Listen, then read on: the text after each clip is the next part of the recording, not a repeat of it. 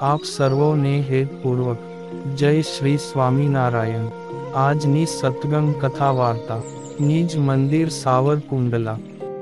આજની સત્સંગ કથા વાર્તામાં આપણે પવિત્ર ચાતુર્માસ અંતર્ગત શ્રીમદ સત્સંગી જીવનની કથા સાંભળશું. પ્રકરણ 3, અધ્યાય 4. સુવ્રત મુનિ કહે છે કે, હે પ્રતાપસિંહ રાજન, ભગવાન શ્રી હરિ આ પ્રકારે ગઢપુરમાં ઉત્તમ રાજાના દરબારમાં શ્રી કૃષ્ણ ભગવાનના સર્વ મહોત્સવો ઉજવતા હતા. તેમાંથી એક મહોત્સવનું સંક્ષેપથી વર્ણન કરું છું. આ એક ઉત્સવના વર્ણન પરથી અન્ય સર્વ ઉત્સવો કેવી રીતે ઉજવાતા તેનું અનુમાન કરી લેવું. શ્રી હરિએ સંવંત 1873ના સર્વાધાર સંવત્સરમાં આસો સુદ વિજયાદશમીને દિવસે ઉત્તમ રાજાનો મનોરથ પૂર્ણ કરવા માટે રમણીય મહોત્સવનું આયોજન કર્યું. વિજયાદશમીના ઉત્સવમાં પકવાન આદિ કરાવવાના કાર્યમાં અને દેશાંતરમાંથી આવતા સ્ત્રી ભક્તોના આદર સત્કાર કરવાના કાર્યમાં ઉત્તમ રાજાના મોટા બહેન જયાદેવી મુખ્યપણે રહ્યા હતા. આ ઉત્સવમાં ભગવાન શ્રી હરિના દર્શન કરવાની ઉત્કંઠાવાળા અનેક બ્રહ્મચારી વૃંદ, સંત વૃંદ તેમજ ગૃહસ્થ નર નારીઓના સમૂહો દેશ દેશાંતરમાંથી હર્ષપૂર્વક આવ્યા. ત્યારબાદ અત્યંત ઉદાર ભાવનાવાળા તે ભક્તજનોએ મનુષ્યાકૃતિ ધરી રહેલા સાક્ષાત ભગવાન વાસુદેવ એવા શ્રી હરિની સુગંધિમાન ચંદન, અનેક પ્રકારના પુષ્પો, હાર, વસ્ત્રો, આભૂષણો વડે હર્ષ અને આનંદપૂર્વક પૂજા કરી. ત્યારે સુજ્ઞ એવા ઉત્તમ રાજાએ તે ઉત્સવમાં પધારેલા ત્યાગી સંતોને ભક્તિભાવથી વિવિધ પકવાનો અને શાક વગેરે જમાડીને તૃપ્ત કર્યા. તેવી જ રીતે અન્ય ભક્તોને પણ ઈચ્છિત ભોજન જમાડીને તૃપ્ત કર્યા. શ્રી હરિએ ભક્તજનોને એકાંતિક ધર્મનો ઉપદેશ આપી 7 દિવસ સુધી પોતાના દર્શનનું સુખ આપી સંતોષ પમાડીને પુનઃ પોતાના દેશમાં જવા માટે આજ્ઞા કરી. મુનિ શ્રેષ્ઠ એવા સર્વે સંતો તથા ગૃહસ્થ નર નારીઓ પોતાના દેશમાં જતી વેળાએ માર્ગમાં ઉત્તમ રાજાની શ્રેષ્ઠ બુદ્ધિ, નિર્દોષ સ્વભાવ તેમજ શ્રી હરિ પ્રત્યેની અનન્ય ભક્તિની પ્રશંસા કરતા કરતા પોતાના દેશમાં ગયા. પોતાના દેશ પ્રત્યે જતા ભક્તોમાંથી ઉત્તમ રાજાએ અન્નકૂટ ઉત્સવ ઉજવવા માટે પ્રભાશંકર આદિક વિપ્ર ભક્તો અને ગંગામાન આદિક વિપ્ર સ્ત્રી ભક્તોને આદરપૂર્વક પોતાના ભવનમાં જ નિવાસ કરાવ્યો. હે નરેશ, પાક ક્રિયામાં કુશળ એવા તે સર્વે બ્રાહ્મણો અને બ્રાહ્મણ સ્ત્રી ભક્તો ભગવાન શ્રી હરિની પ્રીતિપૂર્વકની સેવાથી તેમજ તેમના ભક્તોની સેવાથી પોતાના જન્મનું સાફલ્ય માનતા હતા અને તેથી જ ભગવાન શ્રી હરિની પ્રસન્નતાને અર્થે ત્યાં નિવાસ કરીને રહ્યા હતા. ભગવાન શ્રી હરિએ પણ ઉત્સવમાં આવેલા પોતાના સર્વ ભક્તજનોને વિદાય આપી. દરબાર ગઢના આંગણામાં કેટલાક પાર્ષદોના સમૂહની વચ્ચે વેદિકા ઉપર સ્થાપન કરેલા સિંહાસન ઉપર સ્વયં વિરાજમાન થયા. ને બંને બહેનોનો પ્રેમ કલહ તે જ દિવસે અભય રાજાની પુત્રી અને ભગવાન શ્રી હરિની ભક્તિમાં તથા વ્યવહાર કાર્યમાં નિપુણ એવા લલિતા દેવી મંદહાસ્ય કરતા કરતા પોતાનાથી ઉંમરમાં મોટા એવા જયાબેન પાસે કનિક પૂછવા માટે આવ્યા. ત્યારે જયાબેને તેમને આવકાર્યા.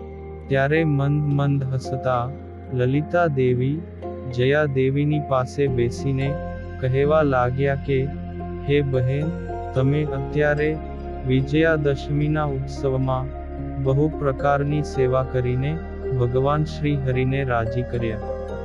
હવે જો તમારી અનુમતિ હોય તો આવતા અન્નકૂટ ઉત્સવમાં હું પણ તમારા જેવી જ સેવા કરીને મહારાજને રાજી કરવા ઈચ્છું છું.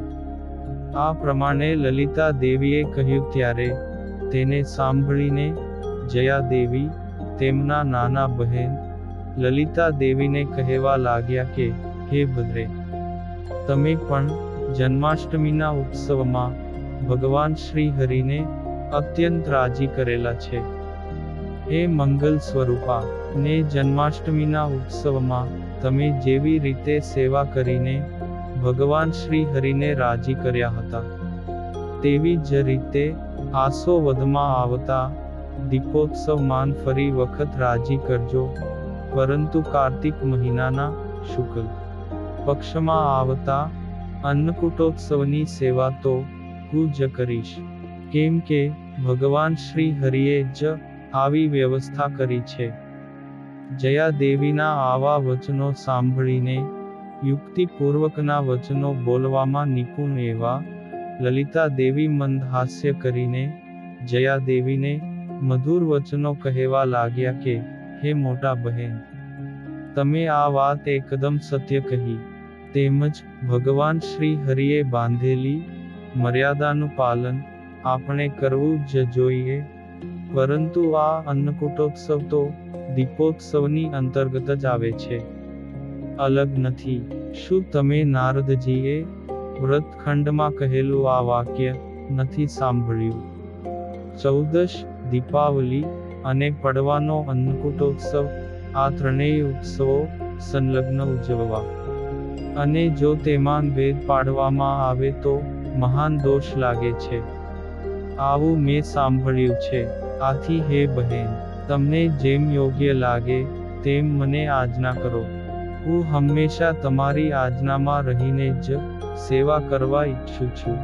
જો તમારી ઈચ્છા અન્નકૂટોત્સવ ઉજવવાની હોય તો પછી આજે જ મહાપ્રભુ શ્રી હરિની આજ્ઞા લઈ લ્યો, અને ઉત્સવને લગતી સામગ્રી ભેગી કરવા માટે નિપુણ સેવકોને આજ્ઞા આપવા માંડો. હે રાજન, લલિતા દેવીના એવા યુક્તિપૂર્વકના વચનો સાંભળીને સરળ બુદ્ધિવાળા જયાદેવીએ કહ્યું કે હે મંગલ સ્વરૂપા, તો તમે જ આ અન્નકૂટોત્સવની ઉજવણી કરો.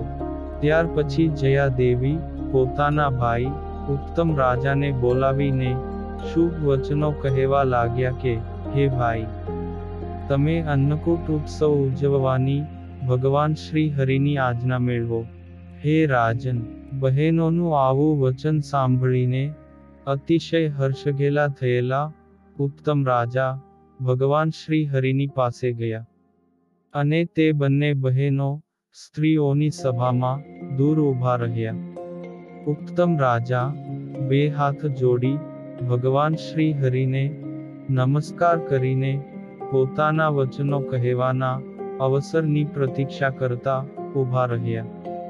ભગવાન શ્રી હરિ પણ ઉત્તમ રાજા કનિક પૂછવા માગે છે એમ જાણીને મંદ હાસ્ય કરતા કહેવા લાગ્યા કે હે રાજન, બોલો, શું કામ છે? આ પ્રમાણે શ્રી હરિ ના કહેવાથી ઉત્તમ રાજા કહેવા લાગ્યા, હે ભગવન, તમારી પ્રસન્નતાર્થે હું તમને એક વાત પૂછવા આવ્યો છું, તો આપ દયા કરીને મારી વાત સાંભળો. હે ભક્તપ્રિય ભગવાન, જો આપની આજ્ઞા હોય તો હર્ષપૂર્વક અન્નકૂટ ઉત્સવની સામગ્રી ભેળી કરાવું.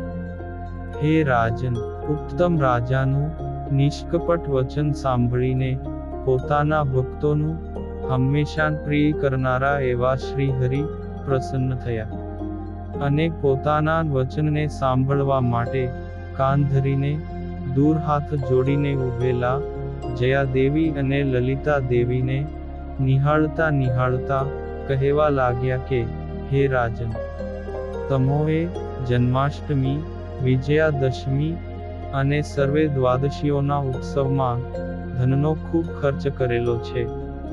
તદુપરાંત પ્રબોધિની એકાદશીનો ઉત્સવ પણ હમણાં જ આવી રહ્યો છે, તે દૂર નથી, અને તમારી ધન સંપત્તિ મારાથી અજાણ પણ નથી, ને દ્રવ્ય સંબંધી જે કાર્યો છે તે દ્રવ્યથી જ સિદ્ધ થાય છે, પરંતુ જ્ઞાન, ભક્તિ કે નામ સ્મરણ આદિથી સિદ્ધ થતા નથી.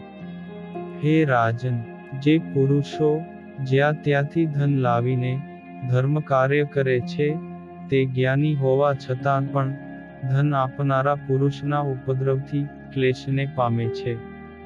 ધનમાં રહેલા 15 પ્રકારના અનર્થોના ઉપદેશથી, ભક્તિથી અથવા આત્મજ્ઞાનના બોધથી પણ ધન આપનારા પુરુષ ધન લીધા વિના ઘેરથી પાછો જતો નથી. પ્રાણની આપત્તિ વિના ક્યારેય કોઈ પણ પ્રકારે ઋણ કરવું નહીં, કારણ કે ધન આપનારે કરેલા ઉપદ્રવ સમાન આ જગતમાં બીજું કોઈ દુઃખ નથી. હે રાજન, 5મે દિવસે અથવા 6ઠે દિવસે જે કાની શાક પાંદડું પ્રાપ્ત થાય તે જમવું શ્રેષ્ઠ છે, પરંતુ ધન આપનાર પુરુષે આપેલી પીડાને સહન કરવી તે રાજાને માટે પણ શ્રેષ્ઠ નથી. ભગવાન શુદ્ધ ભાવનાથી જ પ્રસન્ન થાય છે, પરંતુ ધનના ઢગલાથી પ્રસન્ન થતા નથી. આ પ્રકારે ભગવાને ગીતામાં અર્જુન પ્રત્યે કહ્યું છે કે, હે અર્જુન, મારે વિશે મન જોડવાનો પ્રયાસ કરનારા ભક્તજનોએ ભક્તિપૂર્વક અર્પણ કરેલા પત્ર, પુષ્પ, ફળ અથવા જળ વગેરે સર્વે પદાર્થોનો હું પ્રેમપૂર્વક સ્વીકાર કરું છું.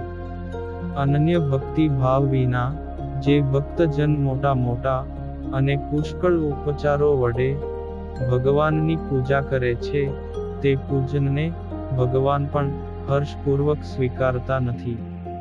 તેથી હે રાજન, ભગવાનના પૂજન માટે વધુ દ્રવ્યનો ખર્ચ કરવો નહીં, પરંતુ તે ભગવાનની એકાંતિકી ભક્તિ પ્રાપ્ત થાય તેના માટે પ્રયત્ન કરવો. નિર્ધન એવા એકાંતિક ભક્તજનો ઉપર જેવા ભગવાન પ્રસન્ન થાય છે, તેવા ભક્તિભાવ રહિત ધનવાન ભક્તો ઉપર પ્રસન્ન થતા નથી. જે ભક્તનું મન અન્ય વાસનાથી યુક્ત હોય, તે ભક્ત કરતા નિર્વાસનિક ભક્ત ઉપર ભગવાન શ્રી હરિની અધિક પ્રસન્નતા વર્તે છે. સમૃદ્ધિ અને ઐશ્વર્ય સંપન્ન એવા ઇન્દ્ર આદિક દેવતાઓ પણ મહાન ઉપચારો વડે ભક્તિ ભાવપૂર્વક આળસ તજીને ભગવાન શ્રી હરિની પ્રતિદિન પૂજા કરે છે, પરંતુ તેઓના મન અન્ય વાસનાથી યુક્ત હોવાને લીધે એકાંતિક ભક્તોમાં તેમની ગણના થતી નથી. તીવ્ર વૈરાગ્ય વાળા સનકાદિકો ઇન્દ્રાદિ દેવતાઓ કરતા અલ્પ સમૃદ્ધિ અને ઐશ્વર્ય વાળા હોવા છતાં પણ હૃદયમાં એક ભગવાનની જ વાસના હોવાને લીધે એકાંતિક ભક્તોમાં અગ્રગણ્ય છે. તે સનકાદિકો પત્ર, પુષ્પાદિક વડે જ ભગવાનની પૂજા કરે છે, છતાં પણ રાધા રમણ એવા ભગવાન શ્રી કૃષ્ણને અતિશય પ્રસન્ન કરે છે. તેથી હે રાજન, મારા આશ્રિત ગૃહસ્થ ભક્તોએ ધર્મ કાર્ય પણ પોતાની શક્તિ પ્રમાણે કરવું, પણ ઋણ કરીને તો ક્યારેય ન કરવું. તેથી તમે અત્યારે અન્નકૂટોત્સવ તમારી શક્તિ અનુસાર ઉજવો, જેથી ભગવાનના ઉત્સવની તિથિ ઉત્સવ રહિતપણે પસાર ન થાય. હે રાજન, ગોલોકાધિપતિ ભગવાન વાસુદેવ નારાયણે જ વસુદેવ અને દેવકી થકી શ્રી કૃષ્ણ રૂપે પ્રગટ થઈ વ્રજમાં આવીને આ ગોવર્ધન મહોત્સવની પ્રવૃત્તિ કરી છે. આથી તેમના ભક્ત એવા આપણે આ ઉત્સવ નિશ્ચય જ ઉજવવો જોઈએ. સુવ્રત મુનિ કહે છે કે, હે રાજન, આ પ્રમાણે ભગવાન શ્રી હરિએ આજ્ઞા કરી, તેથી ઉત્તમ રાજા શ્રી હરિને નમસ્કાર કરીને તત્કાળ પોતાના બંને બહેનો પાસે આવ્યા, કે જે બહેનોને શ્રી હરિની સેવા વિના ક્ષણ પણ પસાર કરવી ગમતી નહોતી. ઇતિ શ્રીમદ સત્સંગી જીવને નારાયણ ચરિત્રે ધર્મશાસ્ત્રે તૃતીય પ્રકરણે અન્નકૂટોત્સવ ઉજવવા માટે ભગવાન શ્રી હરિ પાસે આજ્ઞા મેળવી, એના નિરૂપણ નામે 4થો અધ્યાય સંપૂર્ણ. અને હવે પછીની કથા વાર્તા આપણે આગળના ભાગમાં સાંભળશું. અત્યારે આપ સર્વોને ભાવથી જય શ્રી સ્વામિનારાયણ.